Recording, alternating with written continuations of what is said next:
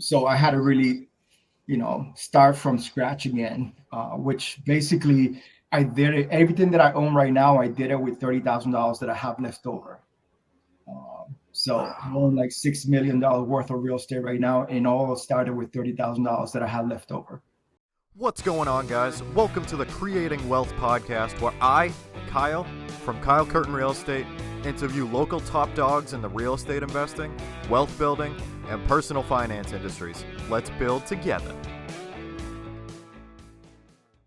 What's up, guys? Welcome to episode 108 of the Creating Wealth Podcast. Today, we have the great pleasure of chatting with Moises Cosme.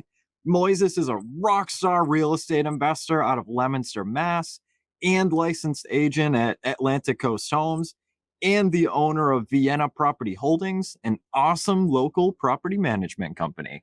What's going on, Moises? How are you, my man? Super excited to have you on. Doing great, man. Great day. Great day. I love it, man. Absolutely. We definitely had some pretty nice weather out there today. Can't complain. Definitely took advantage. Absolutely. Yeah. So to kind of jump right in, my friend, tell us a little bit about, kind of your introduction to real estate, your superhero backstory, if you will. Sure. So basically everything started 2002.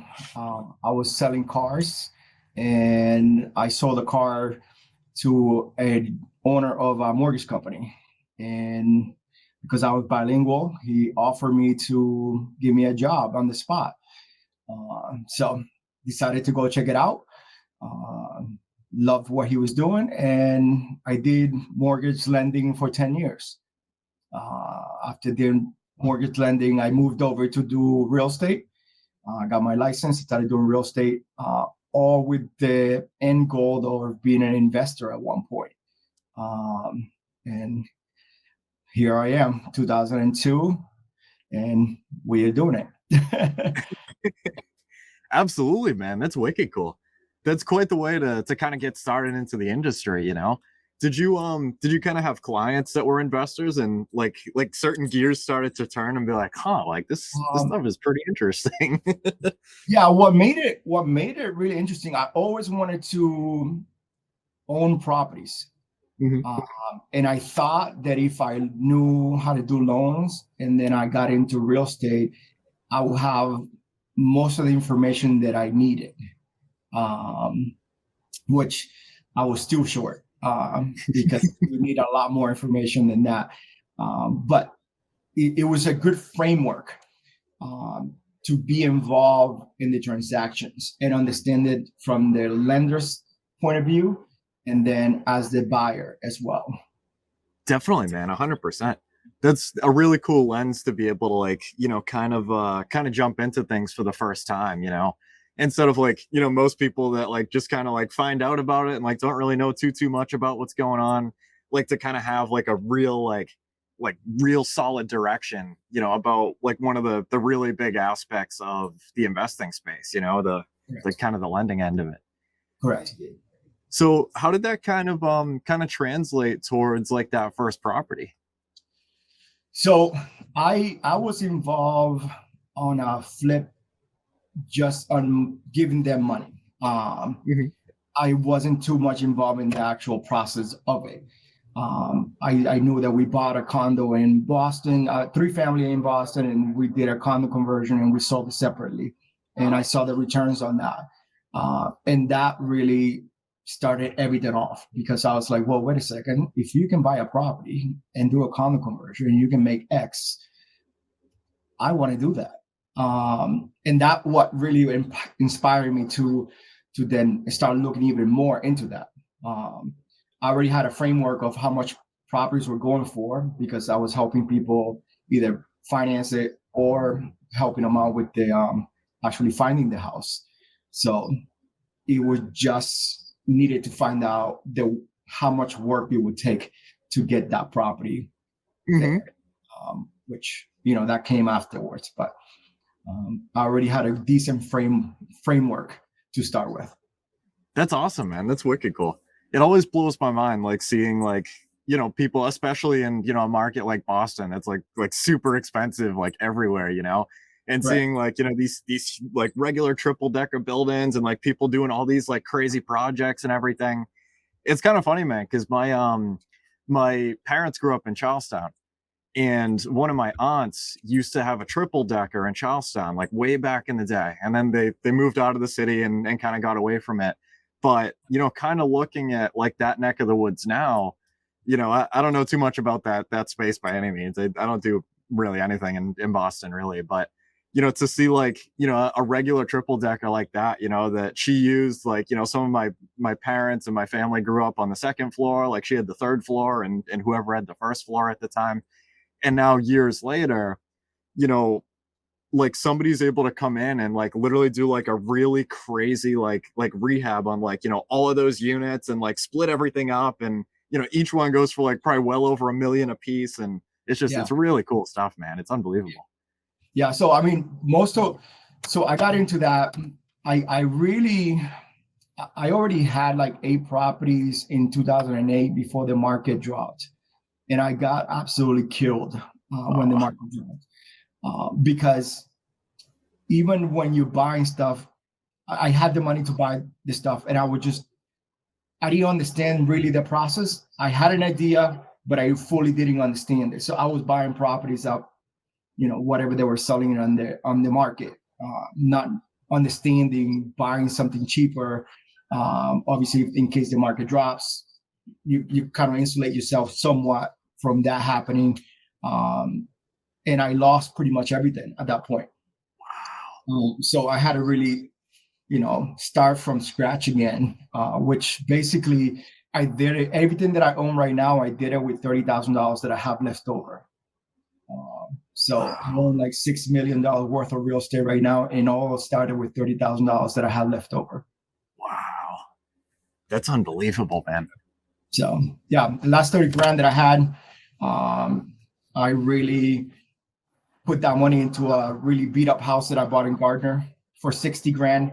I put $30,000 down. I got a rehab loan, and I rehabbed most of the house with that. And then waited 6 years for the market to come back up. And then that propelled me to really have everything that I have right now. Wow. That's nuts, man. Oh my goodness. Yeah. How was that kind of like, because I was 8 years old at the time in 2008, so I'm not too kind of familiar. Like, people by surprise, and me having 5 properties at that point, thinking, well, this is only going to be for a few months, so maybe the market would turn, in a few months. Yeah. And then a few months, became a few more months, and then it was almost a year, and I was like trying to keep all the properties afloat. Obviously, again, because I didn't have a real understanding of how it should have been done. I was just buying properties because I saw it on the market, and they were asking for through 250, and I was like, great, 250, I'll give it. Let's do it. Yeah. So, yep. Not understanding that part, obviously, when people didn't pay rent, it was on me. So I was thinking, well, maybe I'll cover it for now because the market might come back, in a few months, and that didn't happen. So I was just dwindling everything away. So at one point I was just like, you know what, we need to let it go. I need to do something with the last 30 grand. And I figured, let me just buy one property, because if I can just get one, I know I can probably make some moves again. And that's what happened. Definitely, man. That was something that was just going through my head, was like, how was that like in relation to, I guess kind of like the demand for tenants, and like, because obviously, like if the value's tanked, like, yikes. But yeah, which it was, you bought everything at market price, right? And not understanding, the people, as soon as somebody stopped paying, I was under, right? Yeah.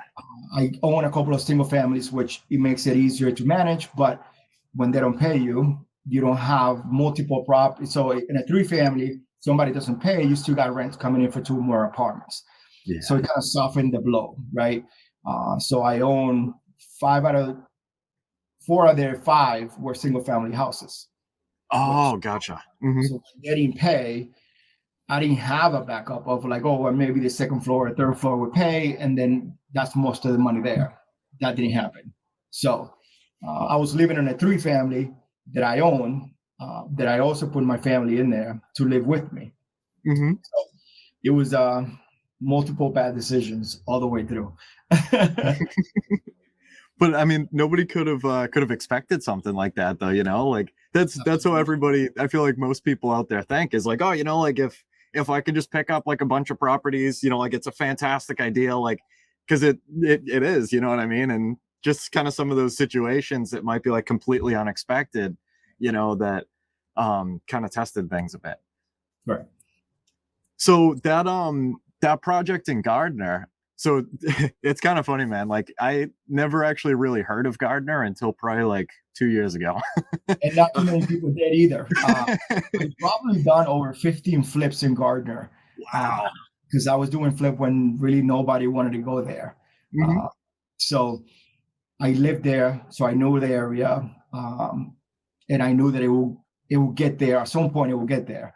It just takes so long to get from Boston to here, the overflow. But it happened, and I caught it just on time to do all the flips that I did in that area. But literally in my street, I think it was only 2 houses besides mine that was lived on. Everything else was foreclosed. So everything was empty when I bought that house. So that's nuts. You can buy a property in Gardner at that point for $15,000, $20,000, $25,000. You can buy a multi. Those were the prices back then. Now that's those same properties now, 300, 400. Mm-hmm. So, it's definitely gotten a pretty increased popularity. Yeah. Very recently.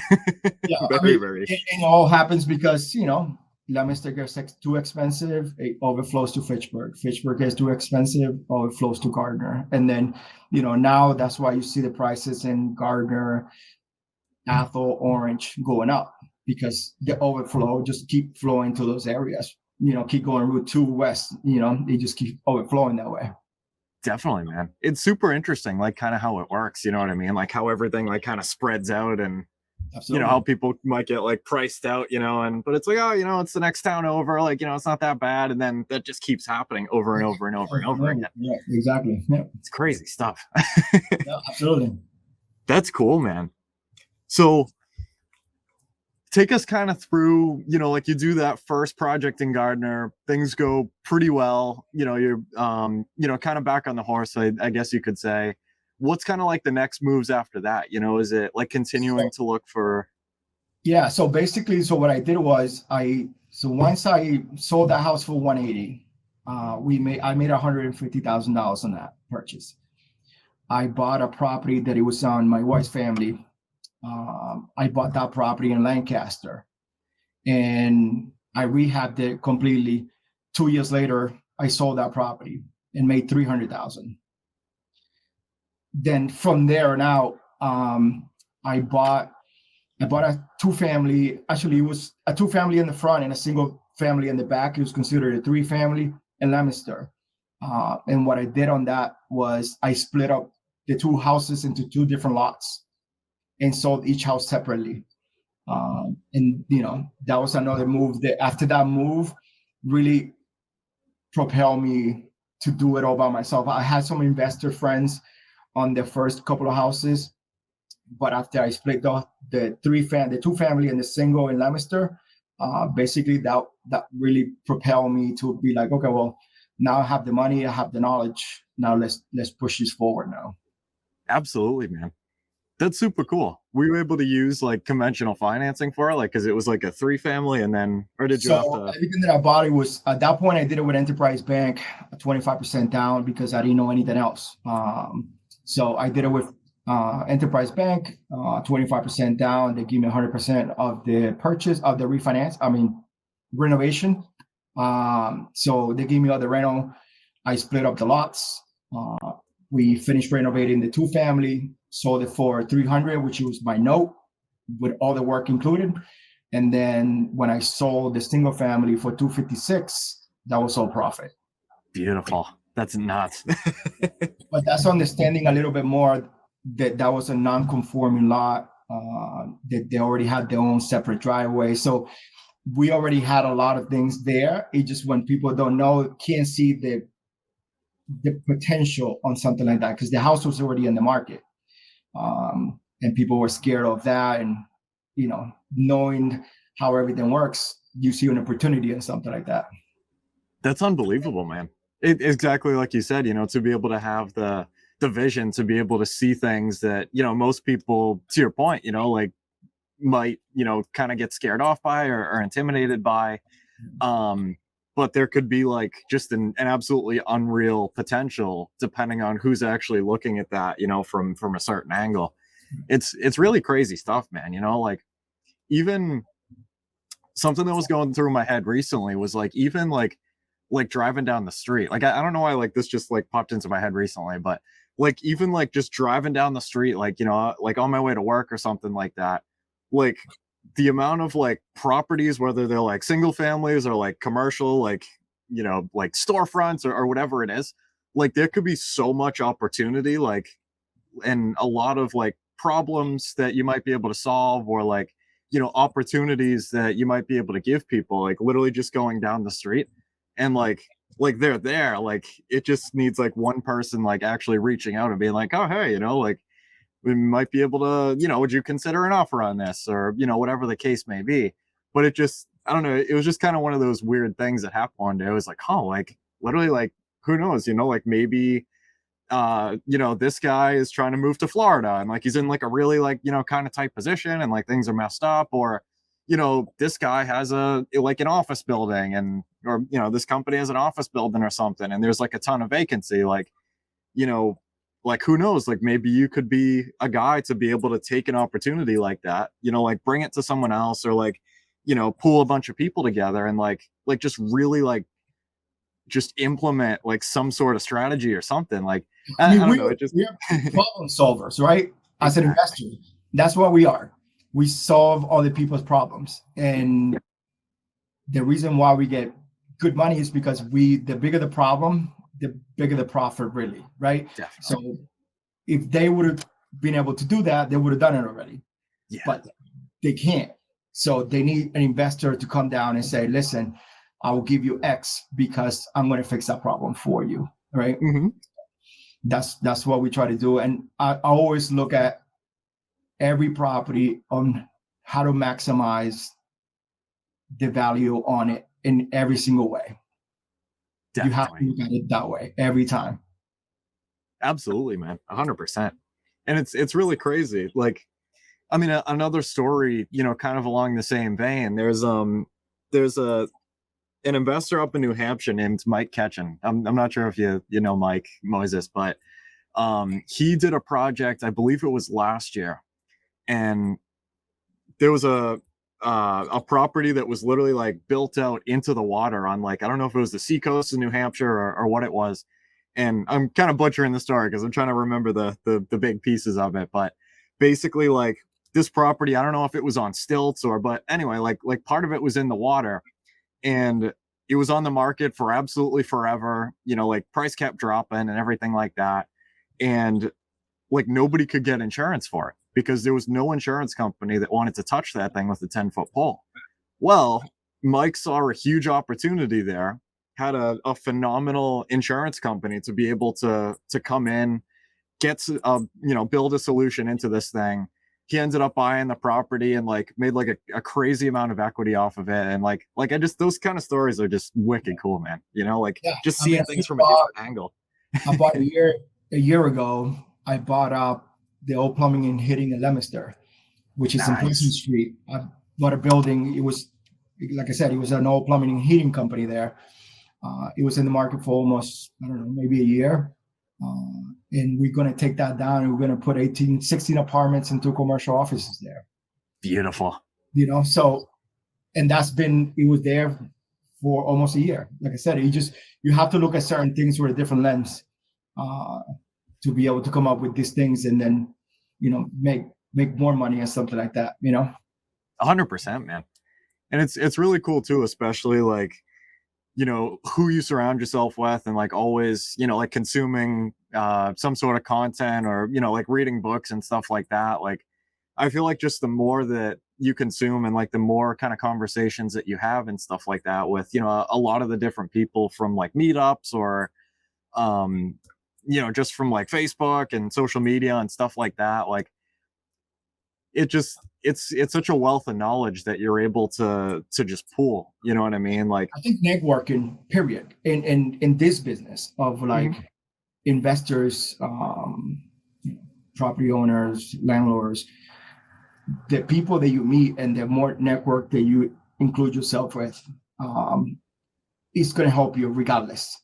And you might go somewhere and everybody does a little bit of real estate or they know a guy.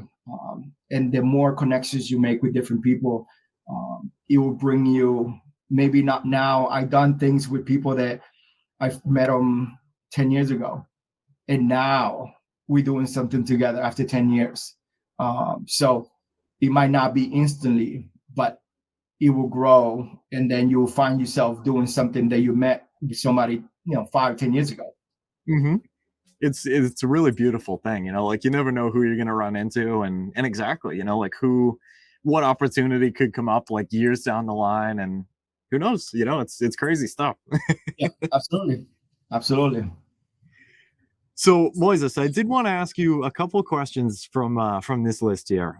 Sure. So what do you consider to be the biggest variable to expanding your portfolio? I know networking's a big one. Yeah, networking. I mean, we do a lot. We do a lot to call sellers directly. So I don't just depend on like, oh, this guy have a deal. I market for specifically, multis or properties that need work. So I have that already built into my business. So I don't really depend on just an wholesaler bringing me a deal. Most of the deals come from me because we get a ridiculous price when I go. My partner calls, I go into the house and I'll price it out, and we have a really good report on what his job is and what my job is. So most of the deals that we do comes from ourselves. And then all the deals that I've done is because another investor friend of mine called and said, hey, Moises, I want you to jump with me in this deal. Let's do it together. And then obviously we do it. So that's most of our deals have come up with. That's awesome, man. The power of the off market is crazy. Yeah, absolutely. Yeah. Definitely. So how another question that I really, really like to ask people, it's always pretty interesting. How do you define wealth? Time. So the time that I'm getting back.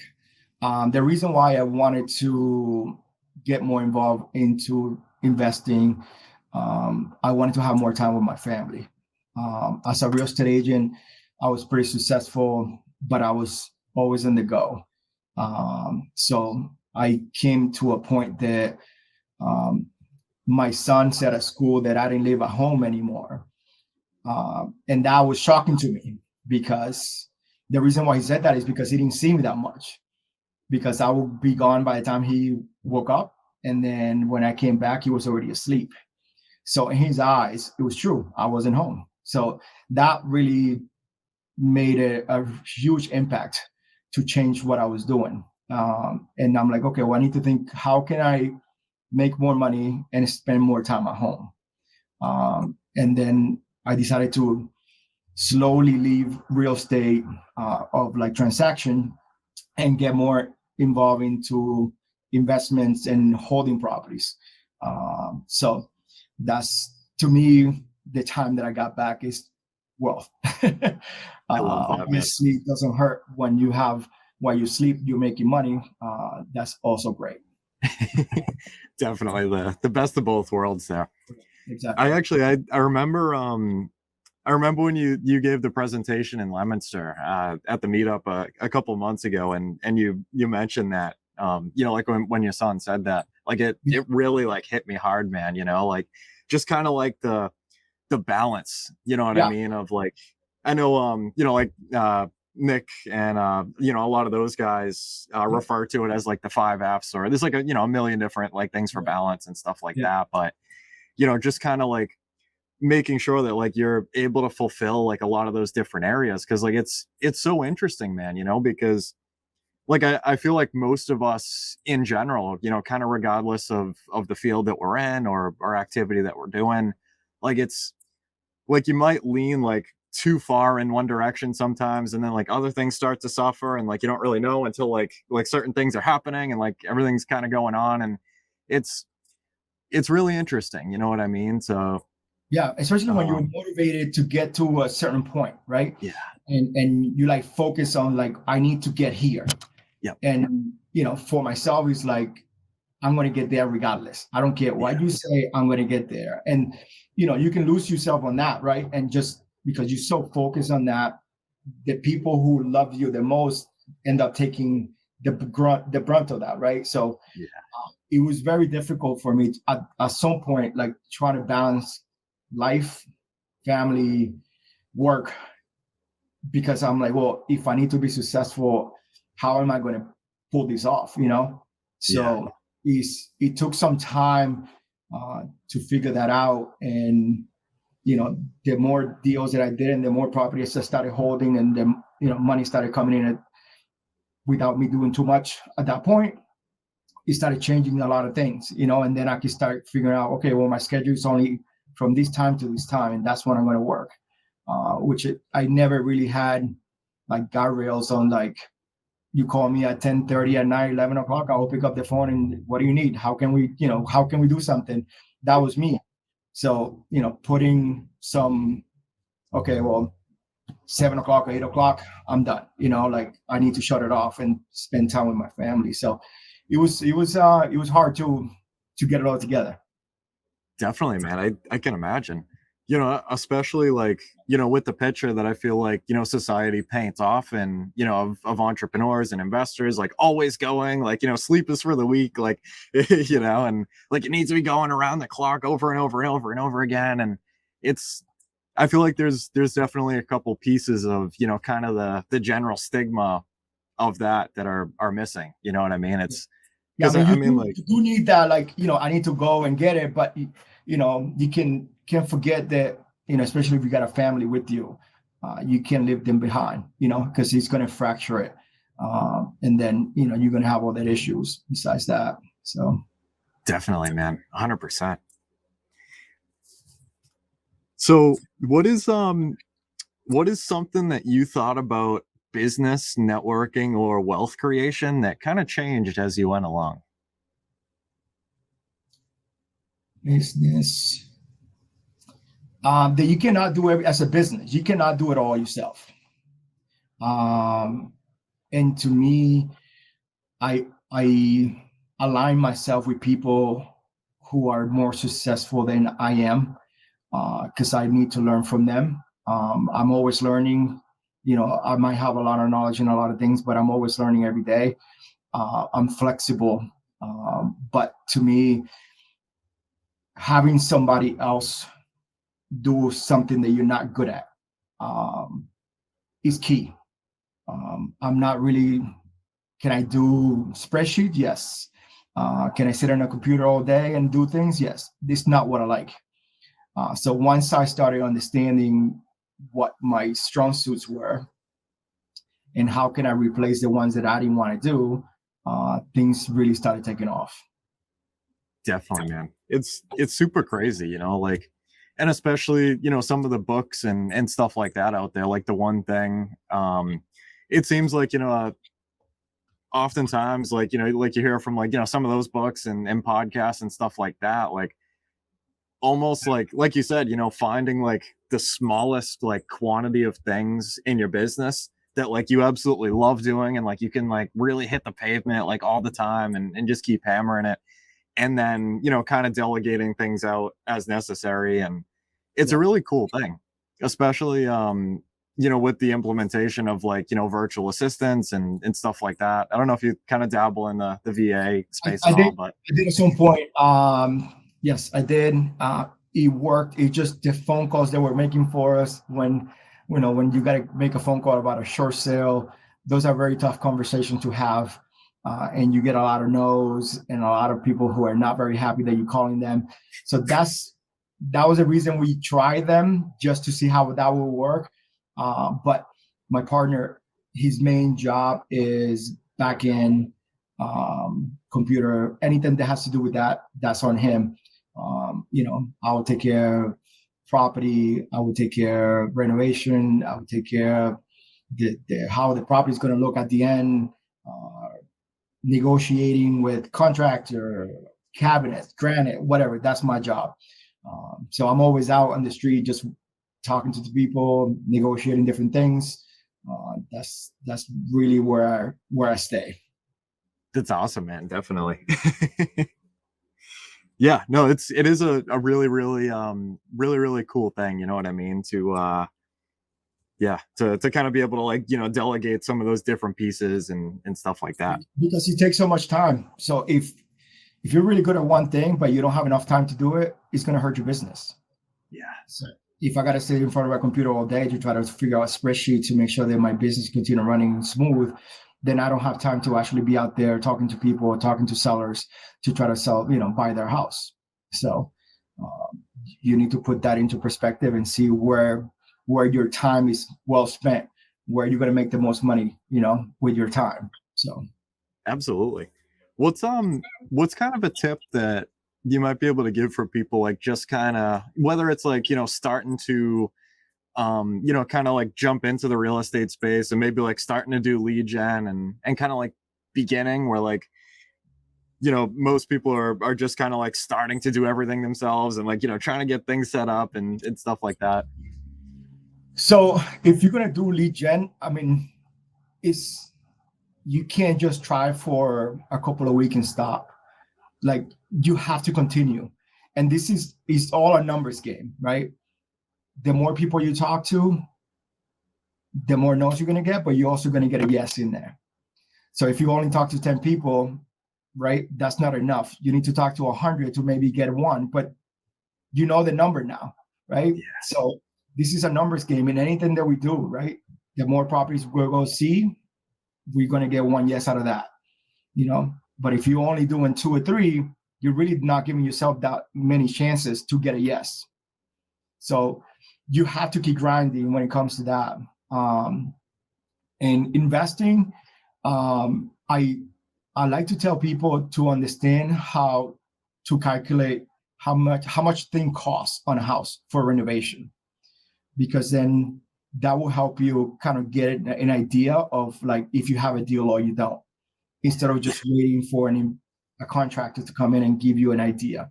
So I tell everybody who's trying to do this, try to get an idea of how much thing cost, how much that roof will cost, how much a new heating system costs. So that in your head, you're already calculating an estimate of how much it's going to cost to fix the house. And that will help you greatly. If you don't know how to do a market analysis, maybe you want to partner up with somebody who does business in that area, a realtor who does business in that area, so you can get a market analysis on the property. So you don't have to learn everything at once, but you can start getting people that will help you get there. You just need to figure out, what do I need? And then start looking for that. And then, you just need to get really good at one thing. If you can get really good at one thing, you can monetize that. And then you can bring other people in with you for the ride, but just learn as much as you can. I love that, man. Absolutely. That's awesome. So Moises, I got one more question for you, my friend. That question is, do you read? And what is your favorite business, investing, or real estate book that you would recommend to anyone? It can be anything you consume. So I read a little bit about everything. I don't really read. I just use Audible when I'm driving in the car, in the truck. But the book that I keep going back every time I read it quite a bit or I listen to it quite a bit is the Your Next 5 Moves by Patrick Big David. It's an awesome book. He's like, every time it's a great book because it really has nothing to do with real estate, but it focus on aligning your thinking it just gives you this sense of like, man, I can take over the world once I stop listening to that book. It gives you some examples of how to deal with different things on your business. It's already having you. So just like the title says, right, your next 5 moves. So you're always thinking ahead in any business, right? And that's what makes us really good on what we do, because I'm always thinking ahead. So I can see if we're going to have an issue, I can see that already. And that comes with knowledge of the business, right? So I'm always thinking, if I see something is not going right, I know that's going to happen. When's that going to happen, and how I'm going to fix it if that does finally happen. So it teaches you how to look ahead, to always have something in the working, just in case something happens, you already have something in the workings. So it's a great book. I love that, man. I've heard the title. I haven't run across that one yet. I definitely will, though. Those kind of books are super powerful, man.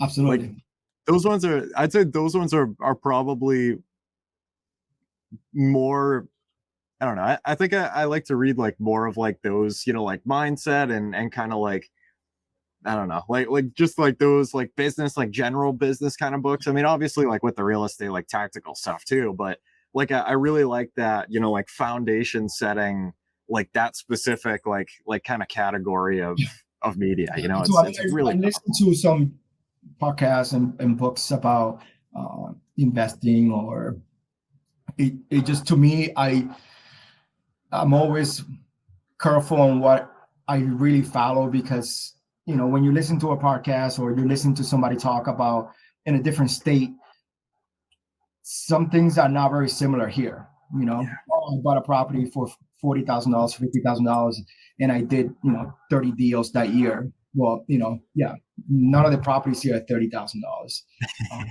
And all the properties are super old, which you take into account the renovation and all the house compared to something that was built in the 80s or 90s is completely different. So when they're talking about certain things like that, I'm like, well, really, that doesn't apply here, because you can't use it here. You're dealing with a 200-year-old house. Nothing is straight on the house, and the bigger the house, the more money going to cost to fix it. So. Yeah, definitely, man. I've always been curious to kind of like look at some of the multis in other parts of the country where, like you said, like they think something from like 1980 in that kind of area is pretty old, and then you come up to like Lowell or Leominster. Like my building in Leominster, my neighbor tries to tell me it's from like the 1800s or something. It's definitely before 1900, but never looked into it. But yeah, definitely like some of the things in that house, man, I'm still finding things that I haven't seen before, like 13 months later. I'm like, it's super interesting to do, flips here or buy real estate here, because compared to other places, I was talking to somebody in Arizona, and they're like, yeah, this old house, 2007 and 2006. That's like brand new here, Yeah. You built kind of, so compared to the other houses that we got to deal with, Absolutely. I do kind of dig it though, some of those, like the ones that have been around for a couple hundred years, and especially, in like Lowell and like some of those, kind of markets, it's, I mean, cool. Some of those houses, the craftsmanship on those houses were amazing. Beautiful. So, it is, in some of the houses it's really cool, and some of the houses is really a pain. Yeah. But it's so part of it. Exactly, right? But cool, man. Thank you so much for coming on here, Moises. This was absolutely awesome, man. Where on like social media and stuff can you be found? I'll put anything you want down below. So basically, M3 Innovations Inc. That is on my Instagram, and then Moises Cosme in Facebook. You can find me on those two. So typically, I'm not really that great on social media, so I need to get a little bit better when it comes to that. But that's not. I'm always out, man. I'm always out talking to people. That's what I do. I help out any way I can. I just got actually a call today from Tony, Anthony Valera. asking me about a property that he needed help with. So that's another thing that I love to do. Help people out. It don't matter, what it is. If I can help you, I'll definitely will. Absolutely, my man. I love it. Thank you so much, Moises. This was great. Absolutely. Thank you so much. All right, guys, that concludes our Creating Wealth podcast episode for today. I want to thank every single person that has listened this far. It really means a lot to know that people can learn from me and with me as we build wealth together. Hopefully, you can take home at least one thing from this podcast that will improve your life just a little bit. If you could, please check me out on social. That's at Kyle Curtin Real Estate on Instagram, Facebook, and I'm on Biggerpockets. Until next time, let's build together.